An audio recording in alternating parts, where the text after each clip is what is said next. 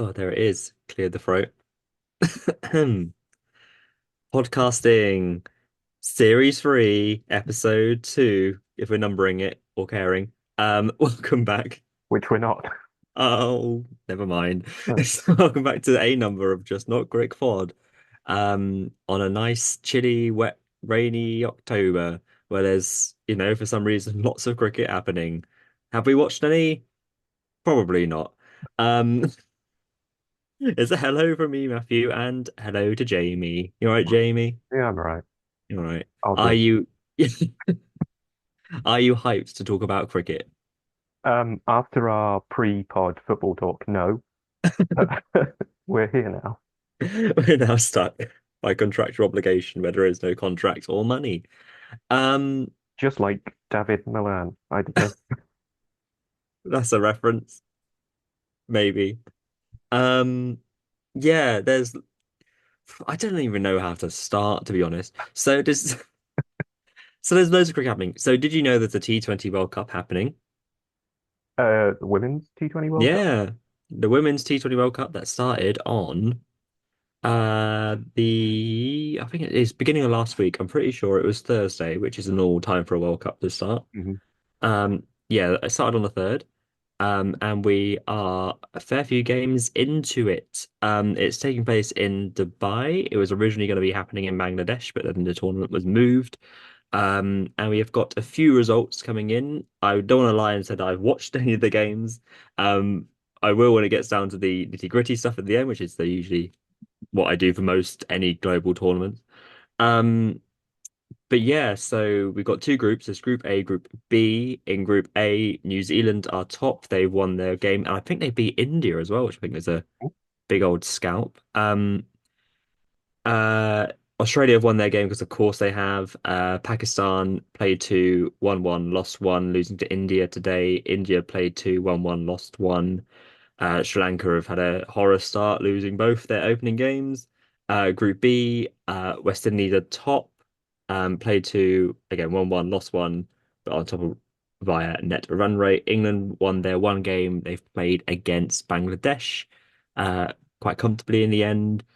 South Africa have played 1-1. Bangladesh played 2, lost 1-1, and then Scotland in their first global tournament for the women in the T20 World Cup played 2, lost 2. Um, I think the main takeaway I've got, just looking at the scores on the doors, not many runs. The highest score is New Zealand when they beat India, which is quite a massive result. They got 160 for 4 off their 20, and then bowled India out for 102, which is wild.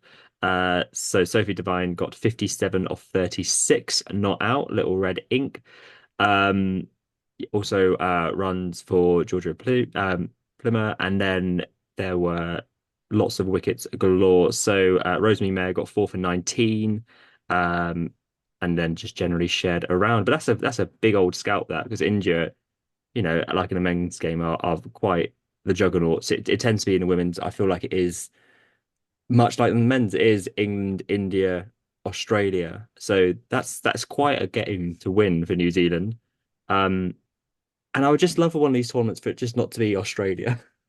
So even if it was India, but someone like a New Zealand winning the women's tournament, that would just be fab. I would love to see that. Um, I think also the other takeaway, there was some drama.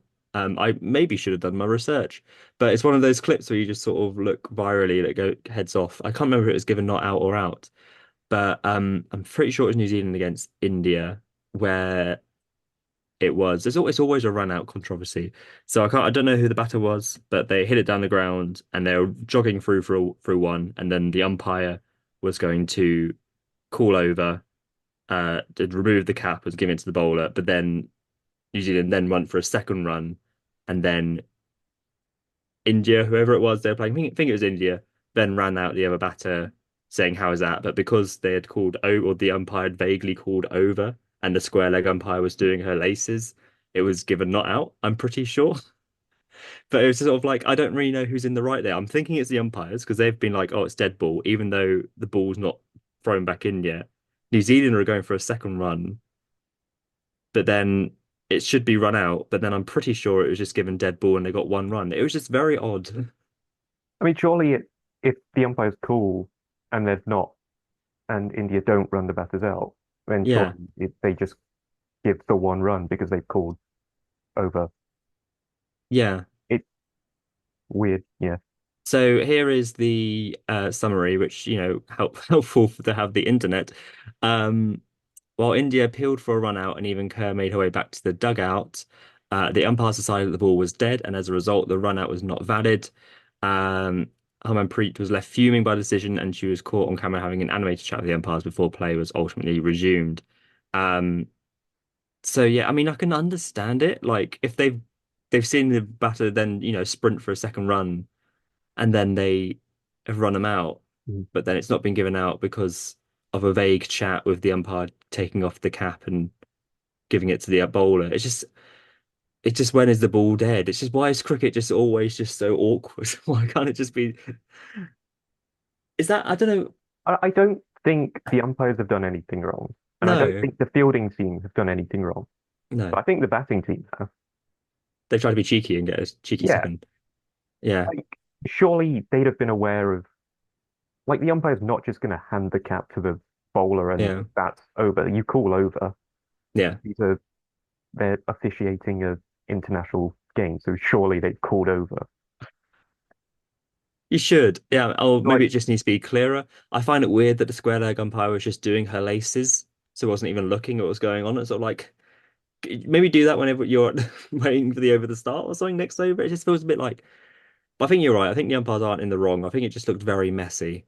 mm, Um, but it's only made messy because of the batters trying to get that yeah, extra cheeky, not really going to actually count run.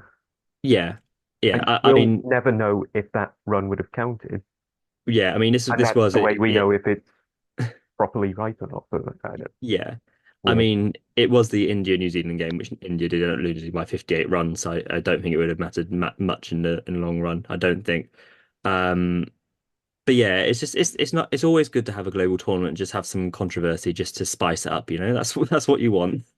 Like, because at the moment with all these high scores, so the runs, as I was going to say, so 160 by New Zealand is the highest score. Everything else has been not even touching 120. So the England game, for example, England got 118 for seven off their 20, and then Bangladesh were 97 for seven off their 20. Quick shout outs to the England scores. Not many runs, obviously. So Danny Wyatt Hodge, 41 off 40. But then only Mayor Boucher got 23, and Amy Jones got 12. Everyone else is single figures. Um, and then Bangladesh just struggled to get anywhere close. So it is just one of those tournaments, and I don't know if it's just the pitches or the conditions or whatever, but it does look quite difficult to score. So that 160 from New Zealand just seems a bit of a weird one. Um, but yeah, we'll see how it goes over the next week, I guess. But England have won their game, and that's I guess that's the main thing. It's good to not be in a group with Australia and India. Doesn't it make a nice change? hmm It makes a lovely change. Maybe that should just always maybe just do a random draw. Wouldn't that be great? I Um, just want to see like a straight out knockout tournament at one point. I think that'd be fun. Yeah. Yeah, Then you yeah, could have some proper upsets. Like that New Zealand India game. yeah, You're just done. yeah. That'd been huge, wouldn't Or it? And then India. suddenly India, you're gone. Sorry, pals. Um, but yeah, I just worry. I think it's just going to be Australia again. Like, um, in their game, I followed this one a little bit because it looked like it was going to be a bit spicy. Sri Lanka only got 93 off their 20, but Australia were 35 for three at one stage. Um, so it does feel like maybe it is a tournament where, as it's seen, like you only can get maybe 100 and then you're in the game and you could spin a team out or have a team that might struggle. Like, India losing that first game is like huge again, like we said. So we'll see how it goes. Maybe it might just be the first start of tournament, jitters and sides, maybe it will flatten out. But I kind of hope it's just low scoring for us, to be honest. 'Cause I think that Bren brings all teams into it, potentially. Most Um, teams that go on to win a tournament usually have an early loss or something, a yeah, weird result. yeah.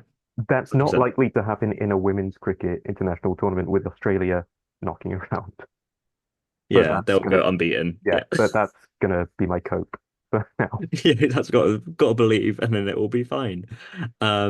But yeah, England's next game is tomorrow against South Africa.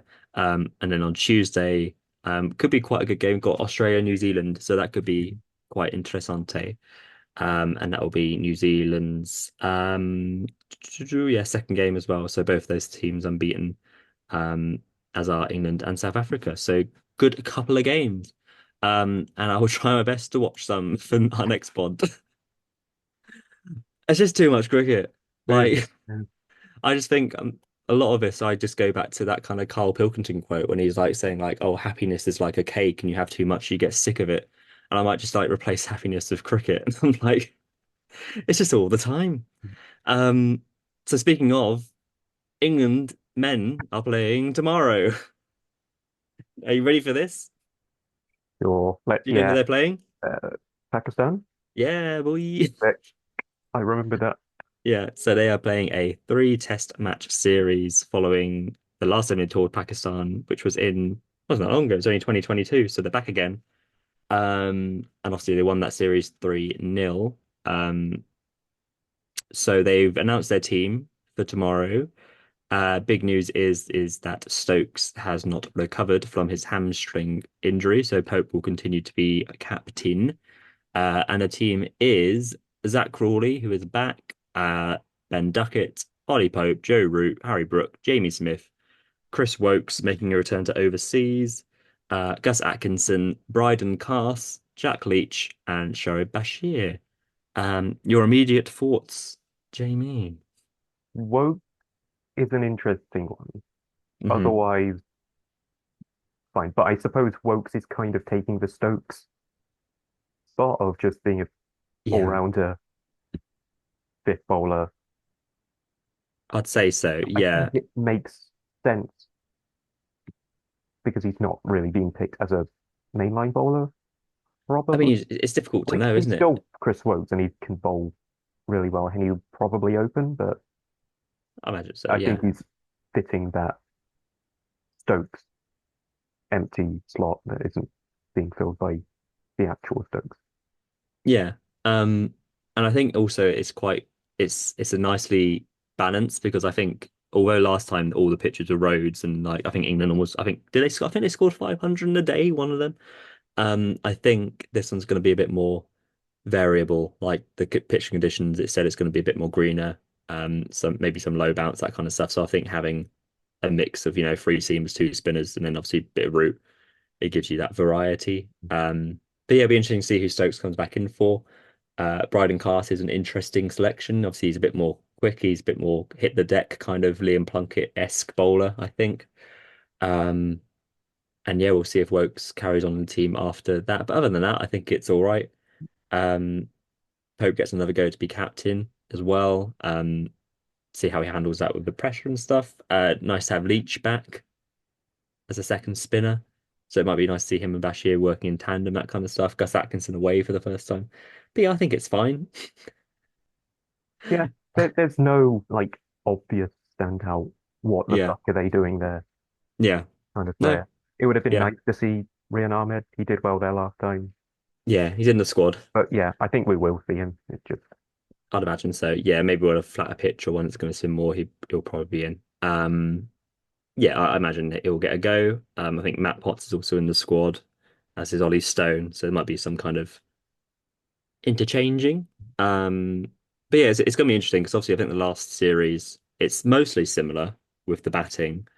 Um, but one of the big old architects I think of that last series were Anderson, who bowled well, and then you had Ollie Robinson, who also bowled really well in that series. And obviously Ollie Robinson's just fallen off a cliff with where he's at. So the fact they're going into this series with not as much experience, and then you're leaning on Wokes as your main experienced bowler, really, with a seamer. But then he hasn't been picked overseas for the last couple of years because he doesn't bowl necessarily that well overseas. So it's kind of a bit like, oh, he'll be fine. sure. Yeah, it'd be all right. It'd be fine. Pakistan are a bit all over the place at the moment as well. I think they struggled against, I think it was, who did they, was it Bangladesh? I'm pretty sure they played. Oh, there's too much cricket. Um, who did Pakistan play? Yeah, so they lost their series to Bangladesh, which was only a couple of weeks ago. But they've got names in there that you'd recognize. You've got Shan Masood, Babar Azam, Rizwan, Naseem Shah, Shine Afridi. Um, the biggest kind of news most recently out of Pakistan, I would suppose, is that Babar Azam has once again stepped down as white ball captain. Um, like I think he retired as, or yeah, stepped down as captain at the end of the World Cup last year, and then stepped down again, and then was reappointed. I think when they sacked Shine Shah Afridi, and then has stepped down again. So that just kind of tells you the kind of mess of Pakistan cricket at the moment. So wait, do we do know who is their captain, or is it just going to be a? Shah Masood is a test captain, so he's been Okay, test captain for a little while now, I think. But then Babar Azam as the white ball captain has kind of been in and out, shake it all about. So that's fun. Um, but yeah, again, there's a lot of names in there that you'd recognize. So I imagine they'll do all right, and I think they'll want to have a point to prove after the old um Bangladesh loss. So we'll see. We'll see. Apparently they play Bangladesh. that that Um, took a whole 2 minutes for us to nearly forget who they played. yeah, I know. Who do they play? I don't know. A team. It's just so it's this is the problem with cricket, right? Because like I remember that now, it's all coming back to me. But then Bangladesh have now played two tests against India, and I'm like, when do they play those two tests? They've only just played Pakistan. It's like I just it's all the time.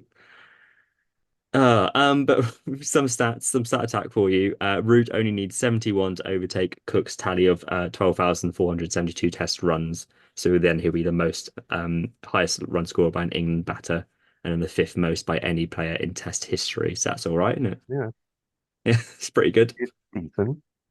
Not bad. Yeah, could be doing better. Like top five is fine, but Yeah. you want to be top I think one. the big old question is because he's had quite a good decent run of form since obviously the Stokes takeover and even before that, obviously, is whether he can go on to surpass Tendulkar. That's always the big kind of question. I think Tendulkar's about 15,000 runs or something.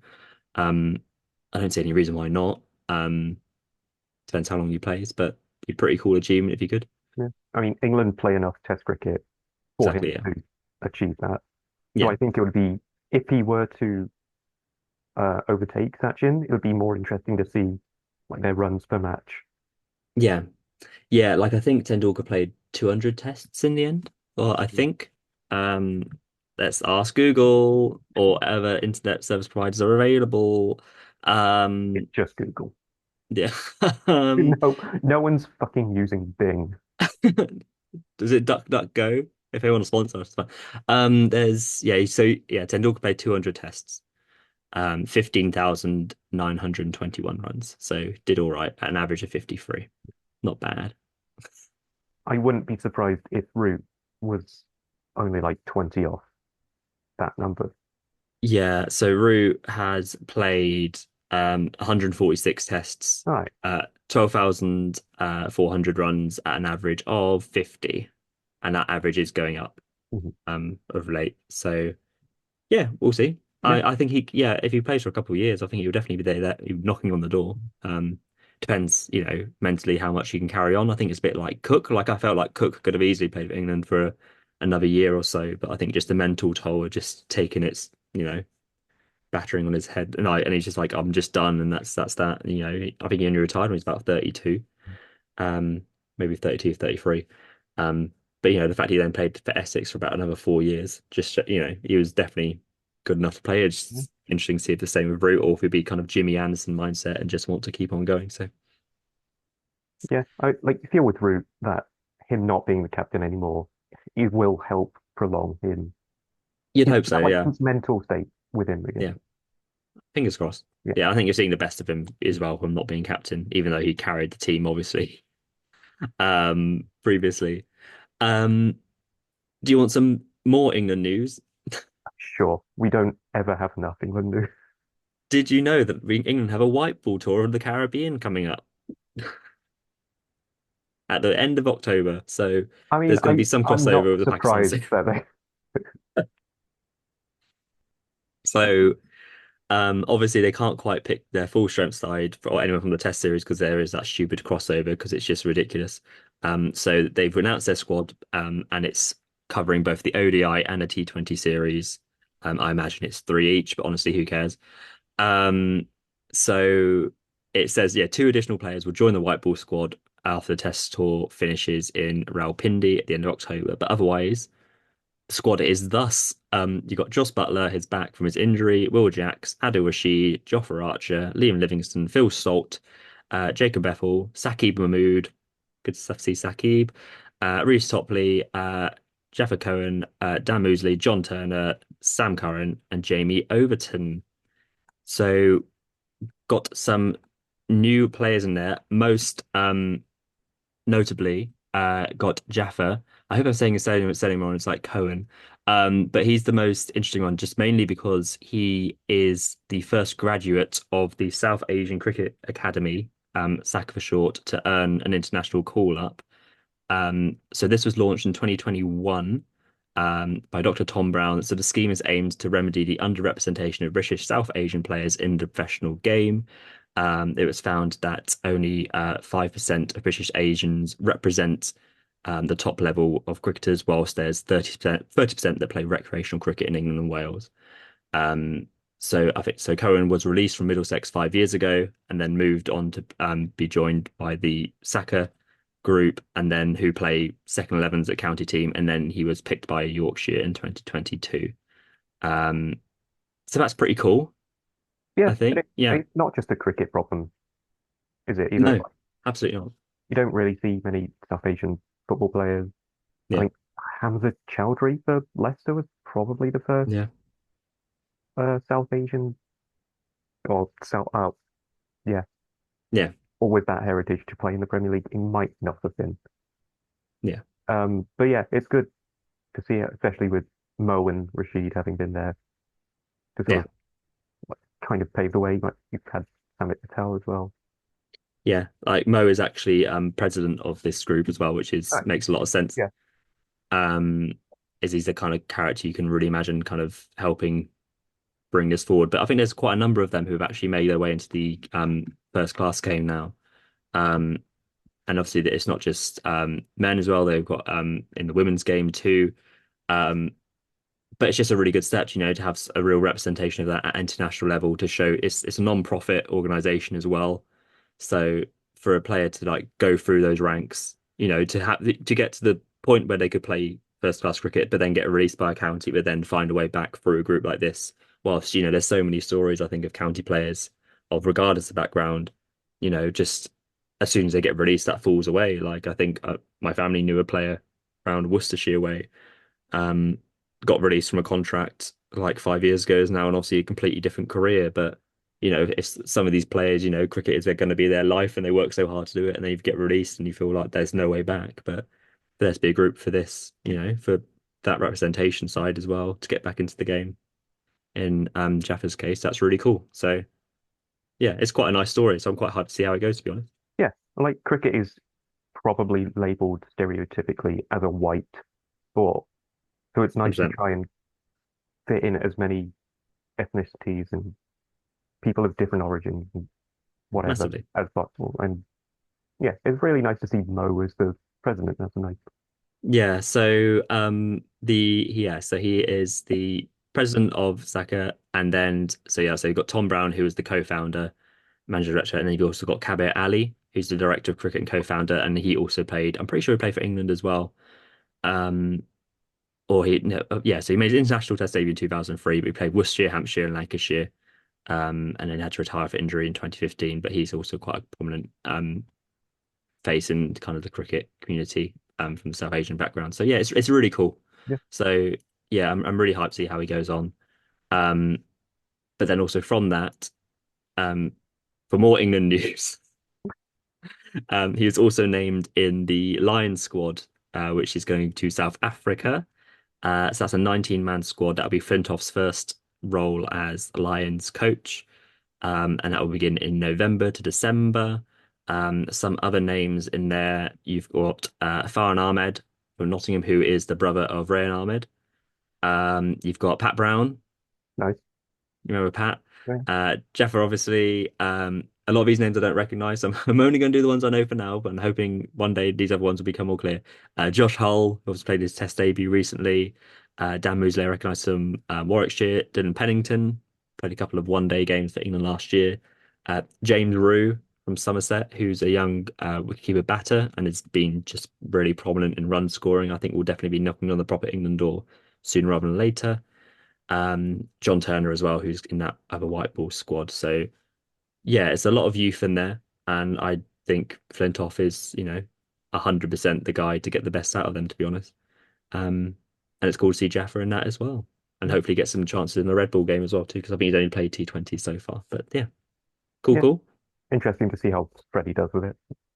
Yeah, 100%. And I just think that's just the perfect fit for him as well. Like I would have, we mentioned him being white ball coach. Um, And I think that very nearly came to pass until it was reported that Butler said that he didn't gel with Flintoff when he worked with the team. So then he wasn't white ball coach. And yeah, don't think that's great cool. Mm. Um, but for him to get a role in, to have a prominent role in the England setup, and then maybe from there he could potentially go on Yeah. to an England coaching, position in the future. I think it's perfect, really. So I really hope it goes well. But yeah, have you got any other thoughts about the Lions or the white ball series? Oh, it's so much in it.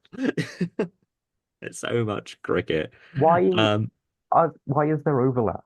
Even in the with the I've, Lions squad and the whiteboard squad. I there's know always they only overlap one now. player, but fucking hell. Like, Well, the fact as well that they've left two spaces open for players on the test squad to then go over to West Indies after the Pakistan tour. Just pick two other players. yeah, Like you don't need Harry Brook to like fly over like last minute to go and play. But then it's just so much. And then I'm pretty sure in November, December, there's a test tour against New Zealand. And at the beginning of the year, there's a white ball series against India. And then in February, you've got the Champions Trophy. It's just, can it stop? just have a break. Fucking Honestly, hell. it's just insanity, absolute insanity. There shouldn't ever be a point where there's an overlap between international series. I know there can be overlap between franchise competitions because everyone's vying for particular spots, but you should never have a spot where you've got two different England tours happening at the same time. I think it's just that's you got to then look and be like, that's just too much. That's just ridiculous. Um, but yeah, that'd be fun. Mm. Um, I think the only brief thing I've got to mention as well in the other world of cricket stuff, I don't know if I've still got the scorecard or I lost it. It is the England, not England, the India and Bangladesh test. Um, where did it even go? I can't even tell you. It's gone.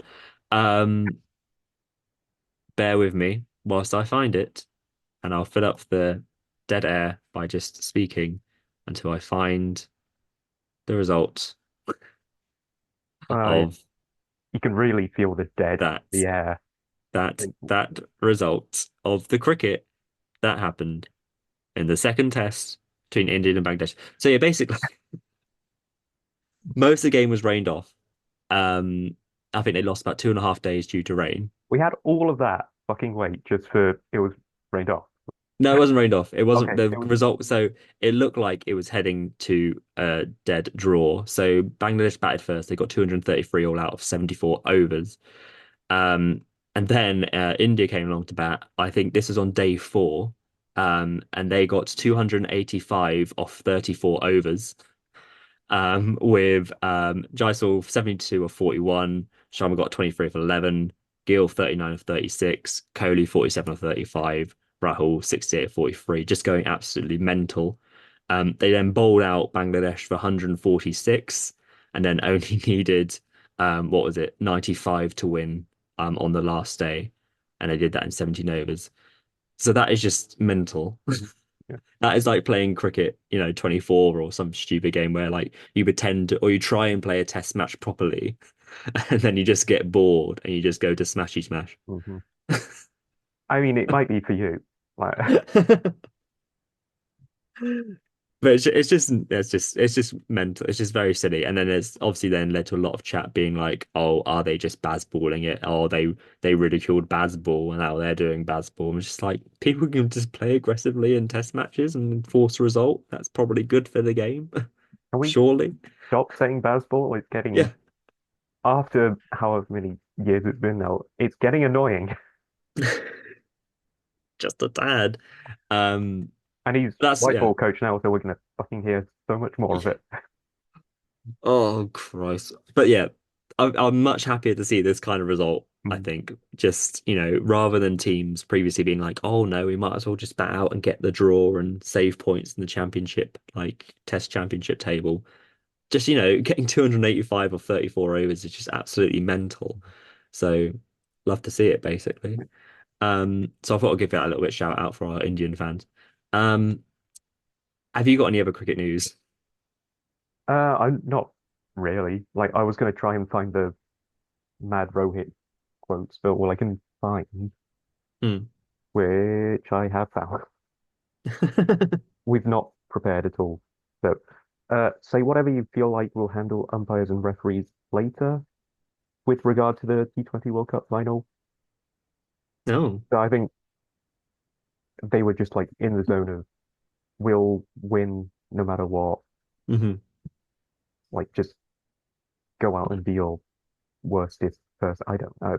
Yeah. That's all I can find, and it's just kind of Maybe. a weird mentality. Be like, just tell the refs to and the umpires to fuck off. Like, if Yeah, that's what helps us win, it's uh, that big ego, isn't it? It is yeah. that ego. It's not a surprise, is it? Yeah, it's not But fun. I also don't have the whole context, so Okay, I'm not gonna it could be the judge T20 it. World Cup final. Who knows? Um, yeah, I mean, but it doesn't surprise me. That's kind of a thing that could be said.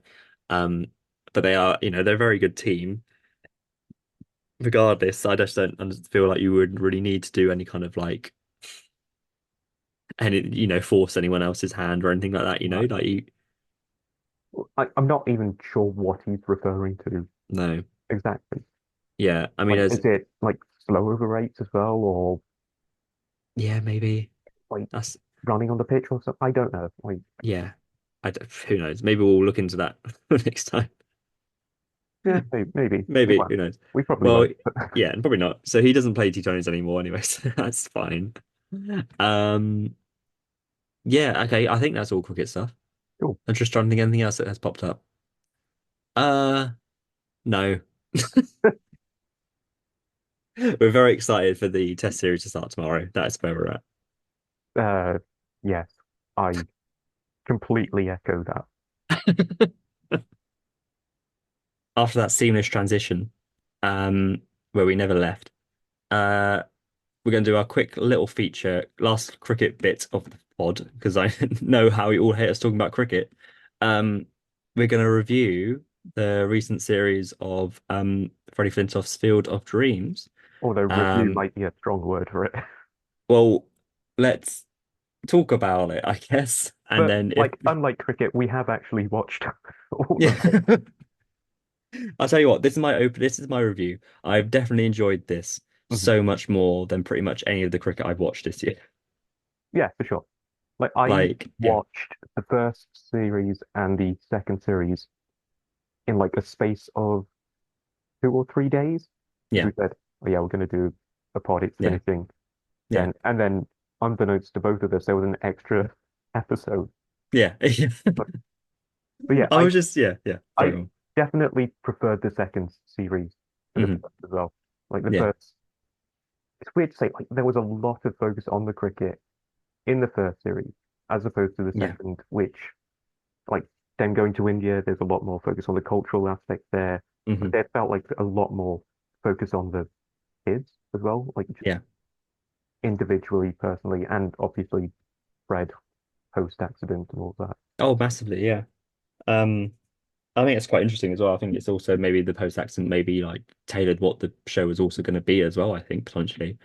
Because like I say, yeah, I think the first season is very much that kind of Flintoff dream and vision to be like, oh, I love cricket, but no one I'm pretty sure the first episode starts off by talking about the Cricket World Cup final and how no one knows about cricketers and stuff, or how many, like so many of the England cricket team went to private schools and all that kind of stuff.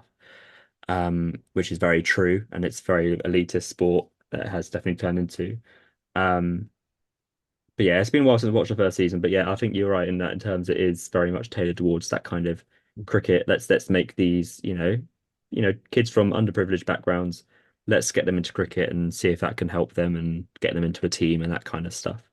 Um, but yeah, Yeah, and I think like I think one of the kids in the first series even said something about how they're perceived as underprivileged by other people when they yeah, don't feel that themselves. It's like, yeah, it's just our lives. We don't yeah, need you to feel pity for us. Like we're yeah, for sure. chill about it and Yeah, like 100%. fuck off, basically. Yeah, yeah, We're, yeah, yeah, yeah, yeah. we're happy. We don't need your pity, Yeah. but they'll take a cricketer trying to make a Yeah. cricket team for them. Yeah. Yeah. Yeah. Yeah. No, 100%. Um, but then it's also interesting to see those kind of characters that, who do need same characters, those, people that need that, you know, additional help. And it's just so interesting to see how being in a team and being with other people and being with someone like Fred just completely changes them, and how much they develop and grow. I forget their names, which is, a normal review would have them. But, you had the one, the kid who, you know, realized that they wanted to get into teaching and, were seeing like, what opportunities could they do? And they maybe want to go back to India and do more teaching, people going out of their comfort zones and things like that. Trying different foods, those kind of things, learning about Ramadan and that kind of stuff and fasting in order to help, other team members, just seeing them just grow as people, I think was just really interesting, and seeing, Fred just completely bringing out the best of them as well at times, and, being, struggling with that kind of mentality of like, well, I'm not their dad. Yeah, yeah. I'm not really even their coach. I don't know what I am, but he manages to find that ground, when to push them and when to say, what you're doing is not right, but then when to really give them the praise or when to put an arm around their shoulder and, really care and support them. Um, someone who I think would make a great white ball coach, Joss, but that's another point. Well, Um, but no, I just generally thought it was excellent. I just absolutely loved watching it. yeah, yeah, completely echo that. It was nice to see the team actually bond together, which I don't think we saw a lot in the Yeah, first series. It was a lot more um, just not disjointed, but it would sort of jump around to, oh, Fred's going to see this kid at his house, yeah, and he's sorting out the cricket club here with the kids, but we're not really seeing the connection form. yeah, But you do see that in the second series, and you mentioned the Ramadan thing yeah. with, I think it's Adnan, Adnan, yeah. who came from Afghanistan and had that mad story, Yeah, and is incredible. now, is he at Loughborough or something That like Lancashire. like yeah, Yeah. yeah. And it was nice to see the two other kids with him just like walking around India and like going to the thing, place of holy thick net word. What is it? Mosque? Yes, please. Yeah, thank you. Word, Any go, place. brain. Yeah, Yeah, main go. No, yeah, that was yeah, love yeah. that. I like the whole team doing the fasting for the day as well was, It's really yeah. yeah, The fact that, Flintoff brought it up and was like, how do you all feel about doing it? And the fact there was no pushback or no anything, it's just like, yeah, yeah. 100%. Just seeing them just grow as a team, I just thought was Mhm. just brilliant. I just think it's just such a shame there's not more, like I feel like that tiny little segment of, Preston, a tiny bubble of kids. That's I feel like more than, the vast majority of what the ECB is doing in kind of connecting to other places in the UK, and you obviously got that brilliant thing. You got like Saka, you got like Chance Stein, you got um the MCC Foundation, that kind of stuff. All great and cool, but like, and I imagine they do great jobs. But you have all those reports from the ECB being like, oh, the sport is elitist and it's all that kind of stuff, and it's all private schools. And I just don't really ever see it changing. And all these players coming through, they're all privately educated, all come through this. But then you just see that raw talent that comes through on this show as well, from people who haven't even picked up a bat before, and then Yeah, getting wickets, scoring runs, all that kind of stuff. Finding Adnan, who's now playing for Lancashire, I think is incredible, yeah, um, and also just the whole sense of just being able to just talk openly about really difficult things like that. That whole Adnan conversation as well was just horrific. Just hearing him talk about it for like that, I feel like it's like 5 minutes just uncut, and it was just yeah, horrific just to hear everything he's gone through. But he just loves cricket, and you just wouldn't really know from the way he just is just loving every bit about being a cricketer and being out there, and it's just an incredible story. And then what Fred's done for them is just brilliant. yeah. It was a very good way for everyone to show their vulnerabilities in that Mhm. second series. Like Fred 100%. is vulnerable after his accident. Yeah, Adnan was able to share that stuff about his past and his journey to the UK. yeah, And then you had some kids talking about their autism, their yeah, ADHD. There was one moment towards the end where I think it's Finn who struggles with yeah, anxiety yeah, during the like big dinner party. yeah, It's like that really struck a chord with me. Like I would feel the same way yeah, as he did. Like no one in that room is judging you, yeah, and you know that, but you yeah, feel something different, and because like you know what you know, but you don't yeah, feel what you know. You yeah, feel what yeah, you feel, and you know that you're feeling that, so that the feeling overwhelms the knowledge yeah. of what's happening. Mhm. And it just really struck a chord with me, and it was really nice the conversation Fred had with him afterwards. He was like, there is no one else in that room I would rather be talking with than you. And it's Yeah, it's just lovely. yeah, and like going back to the Lions, I think that will like uh it'll be a good thing for Freddie to have done that experience, Yeah, take into the Lions and yeah, grow from that and nurture other younger players. yeah. And Fred gets it as well.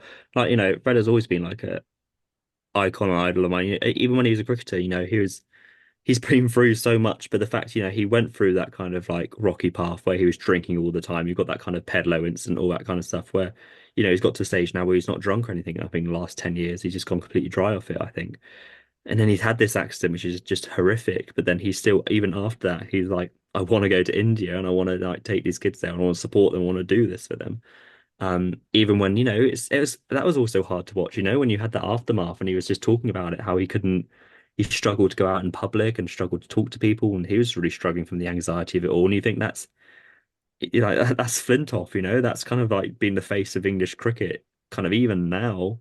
That's that kind of person who's hugely confident and charismatic, and then you got him really showing that side to himself, which is like, I don't want to leave my house and I don't want to do this and struggling. And just having a person like that speak so openly, on the BBC and on a show like this, it's just great. I have, such respect for him, and still going ahead with it and putting those kids first to do that tour is just incredible. And opening up and then being able to open up to people like Finn and Adnan and everyone. I just loved it. I think it's just brilliant. I think it's really. I'm sure there's been other sports shows like it, but it just feels for cricket it's such a quite unique show. I don't think you could have really had it with anyone else other than Flintoff in that sense, because he's just again. I still think even after almost 20 years since 2005, I still think he is one of the most recognizable English cricketers. Yeah, Um, I would almost say he's probably more recognizable now because of the media work and like Top Gear that he's yeah, done. yeah, Like they touched on this a little bit in the show, but like they showed how inaccessible cricket is via yeah, TV for what not just kids of that age, but like anyone. So for this to be a BBC series and going out on Freeview yeah, is yeah, great. yeah, for sure. And you just hope that I don't know if it really makes does anything, but you just hope that some of the big wigs and whatever in ECB, you just see that and you see the difficulties, but you see how good cricket can be, and that's I think why I got into it. And I think on a very smaller level, it's kind of something I want to do with our little wicket whippets. Just get that kind of enjoyment, and then people from any background, anyone can play, anyone can enjoy it, anyone can do this. Um, because I think cricket just generally has that issue. Like even when you talk about recreational club cricket, I still think that is such a hard thing to integrate yourself into or get used to, unless, you go through all the youth setup and you play with your mates and you go there every Tuesday or something, and then you slowly integrate into weekend cricket, into men's cricket. I think that is such a daunting thing and such a difficult thing, especially with people who might have anxiety or ADHD or autism, or whatever, or just general might struggle or might not be able to afford kit, all that kind of stuff. Like, how are you supposed to integrate or get yourself into that environment whilst, you could get a pair of football boots and then join your football team and then play football, whatever, find a team that way. It's it's just so different. And I think cricket has just got so far to go and there's so much to do. Um, I don't think it's maybe that's one of the reasons I've not necessarily fallen out of love with cricket, but that's why I find it like quite difficult sometimes to understand. Like you have all the things like ticket prices, like this is like a tangent from what we're talking about, but I think it's showcasing how difficult cricket can be. Like Lords was in a massive hoo-ha this summer because they barely sold any tickets for day four, but the asking prices for those were about 110 quid plus for like day four against Sri Lanka. Um, and then it was like, well, what are you going to do about your prices? And they were like, oh, well, we'll review them. There was like, the ground was only about an eight full. And then I think it's like for next year for India, I think the day one to three, I think the cheapest ticket you can get is 90 quid for those restricted seats, where we sat for the Ashes. Yeah. 90 quid is the cheapest. And then if you want a decent view, you're looking anything between about 180 to 140 quid. And it's like that's per adult. It's like how is that anyone going and watching? You can't you can't then turn around and say like, oh, but kids tickets are £15 or whatever. Because it's like, well, then you still got to pay another £150 to go with them at least. Then you got to pay for travel and food and like how can you genuinely look at those prices and think this is a sane thing to charge people to go and watch? So then when you talk about cricket having a class issue and people trying to integrate themselves in the game, all those lads from Preston, they're not going to be able to afford 150 quid for a ticket. Like, even if they love cricket and they go for all this experience, but like, oh, I want to watch cricket, or can't afford to watch it. It's Well, just, like, through all of this, it's on the back of Freddie using his own money. yeah, Like yeah, he went to the yeah, council for uh some funding, yeah, but like I assume that was him paying for the flights, along yeah, it with must be, yeah, 100%. Kyle. What's Kyle's surname? Kyle Hogg, I think it's Kyle Yeah, Hogg. Kyle Hodge. Yeah, yeah, Like he was great in the series as well. yeah, brilliant. Yeah, Like Freddie's right hand man. But like I assume Freddie's paying for most of the flights. yeah. I Um, imagine BBC I maybe getting like some money, whatever, what commission and stuff, but yeah, like, yeah, but like there was one kid, I think it was Eli, who joined in the flight last yeah, year, and he was like, "I will pay for your coaching courses if you yeah, that's what you really want to do." It's like he yeah, shouldn't have to be doing that. yeah, exactly. That should Yeah, be available to kids like Eli from the government or from the ECB to yeah. You should help. be encouraged. Yeah. Yeah, like what kid is like? Because I would love to do cricket coaching courses, but the prices of them are just again astronomical. Like you're tailoring it to specific people in society. Like someone like Eli would be a fantastic coach, and I'm glad that Flintoff's able to do that. And it's brilliant that he's got that support. But the ECB have got to look at that and be like, there's no other young coaches from other different backgrounds. You keep saying that don't want to be like, elitist, or you don't want to be looking only being very much a people of certain society sport. But how can you get people from different backgrounds be a decent coach if you're not giving them the opportunities or at least, a grant or anything like that? So I think, it's brilliant what Flintoff does, but it just again it highlights how difficult it is and the problems it is, definitely. Um, but yeah, it's great in a nutshell. I think it's just great. Yeah. And it's been renewed for a season three. Yeah. Um, I can't but I really think think where they go so. with the I season. don't even necessarily think it's going to be the same group because I think Flintoff said at the end that he was thinking about growing it. And maybe that means he goes to a different place in the UK or somewhere else and finds other groups and tries to grow it across the country. So I think he gave them all their caps at the end, didn't he, with their numbers on. So I think his idea is just to build it and turn it into something maybe like a Saka group or whatever, or, Mhm. you know, all these players can eventually be part of this big, wider vision of his, which I think is brilliant, Yeah. you know? And because obviously Preston is very close to him and close to the heart, but there's so many places in the UK where, you know, people haven't even touched a cricket bat or looks at it, like Like we're the English and Welsh cricket board, but like how many Welsh cricket players can you name? name the last Welsh cricketer, like it's ridiculous. The last English Welsh cricketer, like Simon Jones, I think, maybe. I don't know, is he Welsh? Jamie Dowrett, maybe. I couldn't tell you. I Yeah, couldn't tell you. It's ridiculous. Yeah. So yeah. I thought it's brilliant. If you've not watched it, 100% do if you can. Um, and I'm just super glad, following on from our previous chat, that he's Lions coach because, like we said, yeah, that he's just the perfect person for those young players coming through to be that person to talk to or shoulder to cry on, or he's just the perfect guy for that. So yeah, touch wood, all goes well. And I'm glad that he's also doing better. Like after everything that went through, and he's also able to talk about that. I just think he's great. yeah. 10 out of 10. Yeah, seemed like a really cathartic trip for him to go through Yeah, as well. Yeah, yeah, 100% needed. Um, and he won games, which is cool. Um, not bitter at all. yeah, I didn't think that. Um, cool. Um, anything else on that? All good? Yeah, yeah, just watch it. It's good. Yeah, Give real us good. more, not just cricket stuff. Give us more good sporting Yeah, documentary style stuff. Like The Last Dance, the basketball series on Netflix is fucking yeah, dope as well.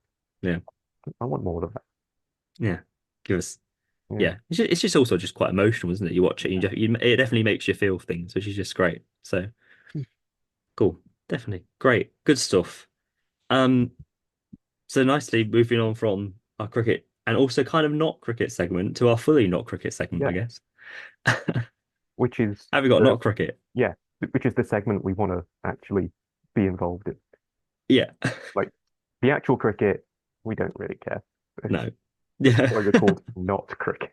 yeah, The tangentially related cricket stuff, no, yeah, we actually like that. yeah, yeah, But the not cricket stuff is what we're yeah. here for. Here we are. Yeah. Last time, remind our listeners that we had diss tracks, right? Yeah. So I was going through a bit of a diss track phase for some reason. Naturally, of Yeah. course. Yeah. And I found like three funny ones to Yeah, share. they Yeah. were great. Yeah. Today, zombies, right? Zombies. I was listening to the Spirits podcast, which is like a mythology and a drinking podcast, like spirits, ghosts, Sure. spirits, Yeah, alcohol. yeah. And they had a writer on who did a sequel to Romeo and Juliet called R plus J plus Z, because they were like, Okay. what if they So a came zombie back one. to life? Yeah, Okay. so that was fun. But that's not the not crick. Okay, okay. It Okay, sure.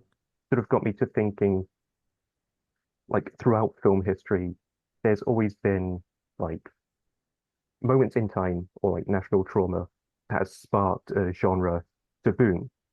Like Yeah. in the 1950s, uh, specifically after the atomic bomb testing and the nuclear bombs in Hiroshima, there were a lot of monster films around that. Mm, Like there's one about giant ants called Them, okay. which is wild, and like Yeah. obviously Godzilla was birthed from that, and like the lingering anxieties about the nuclear bombs coming back or Mhm. whatever. And I think more recently, the like massive boom in superhero films is partially Yeah. because of the terror attacks in the early 2000s, like 9/11, London Yeah. bombing specifically. Like Yeah. it Yeah. did sort of start before then, and there's always been superhero films just sort of Yeah. scattered around, but we've never seen the amount of superhero films of sheer fucking volume that definitely doesn't really annoy me Sure. like this before. So I thought, like, we kind of all had a bit of a big national trauma thing in the last few years. We have, yeah. Yeah. So I was thinking, like, surely we're due a kind of a genre film to sort of boom because of the Yeah. pandemic. Yeah. Like, just Discuss. Uh, Like, I mean, I feel like zombie films, they've always kind of been knocking on the door, haven't they? They've always been like kind of there. Like I'm thinking of like recently, I guess, Last of Us. mhm, Um, which is post-COVID. yeah. So that's and that obviously did very, very well. Yeah. Um, um, other zombie films, what was it? Like, I thinking, like, it's almost as if that trend happened before the pandemic. Like, you had Yeah. World War Z and you had The Walking Dead for Yeah. a long while, and even like 28 Days Later was Yeah. way before that. And then they're also doing another 28, it's not 28 days. Is it 28 years later? I Is that the think one they're so. doing? Yeah. Yeah, that's coming out soonish, isn't it? Say soonish, I think they're filming it, Yeah. whatever. So it's almost like that zombie trend hit it like before Yeah. the pandemic. Yeah, yeah. Like we had that weird sort of phase during quarantine where things were Yeah. being released about people on Zoom. Yeah. Like that was the premise. Yeah. Just kind of missing the point of you're supposed to use the monsters as metaphor for the trauma and the anxiety that Yeah. within Yeah. society. Like you're meant to use it, the medium as a form of escapism, but you need some way of being like sprinkling in the what is being repressed by everyone. Yeah. Yeah, Like the monsters are the nuclear weapons. for The sure.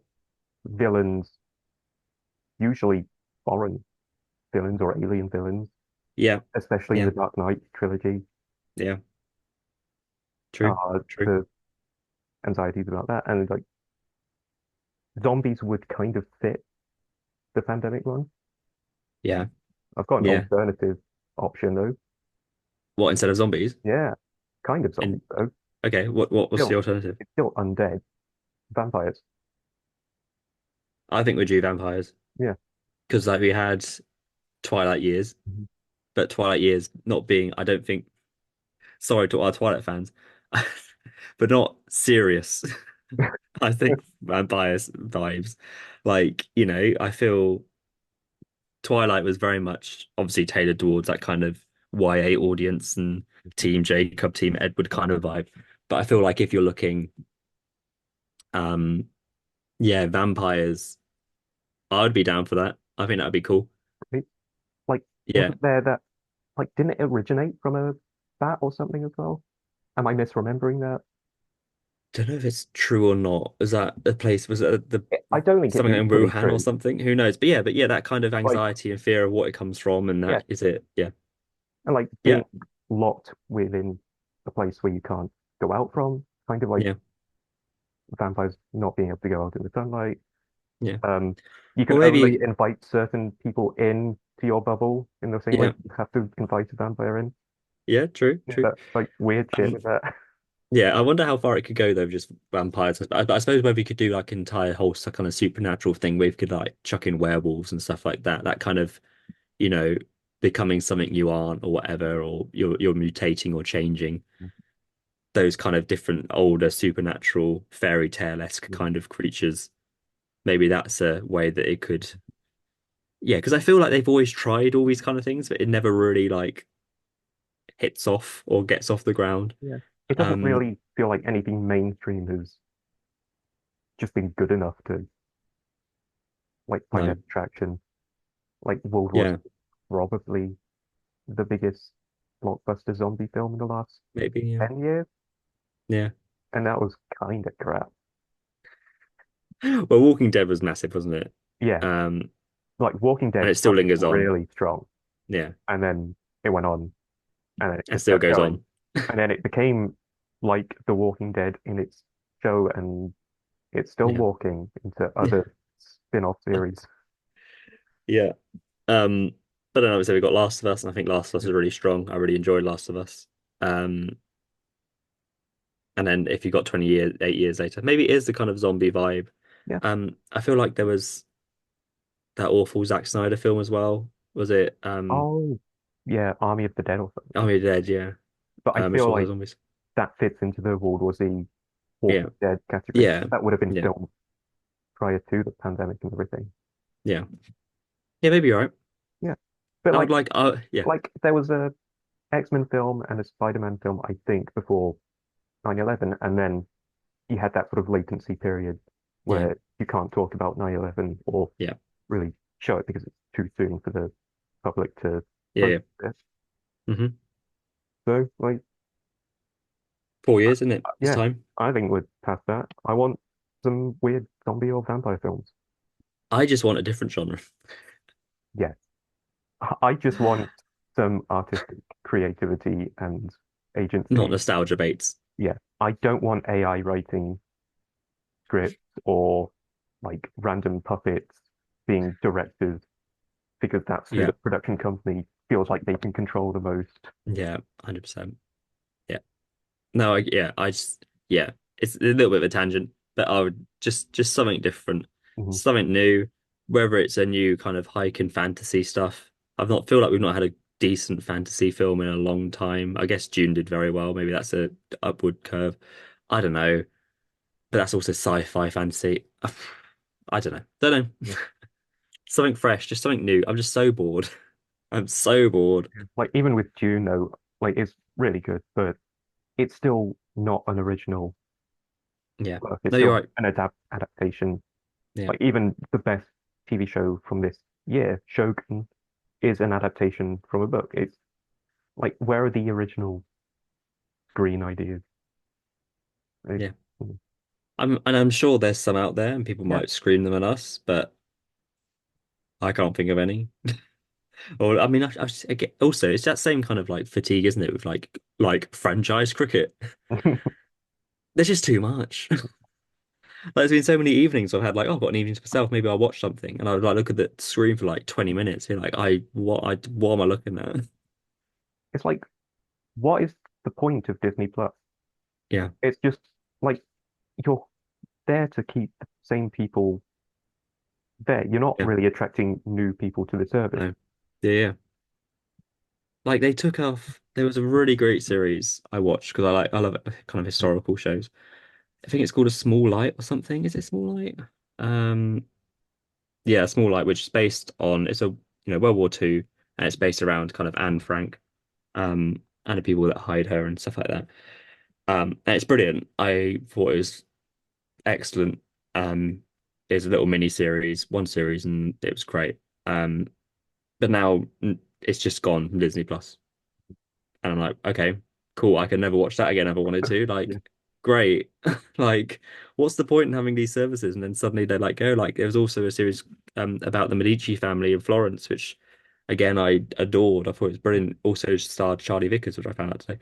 Um, but then that's also just gone. I'm like, I can't like what's the point in having all these shows that are just stripped from services? And it's like, okay, what's the point? You've got all this stuff and all this like fluff that is just on there, but then you can't retain things that you actually might want to watch. And it just annoys me, Yeah. honestly. I mean, that's like the issue with the Disney Plus thing is that show is not for their subscribers.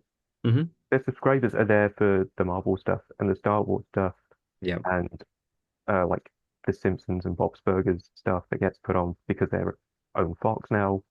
Yeah. So when they have an original thing like that, like it has to be the bare level of Yeah.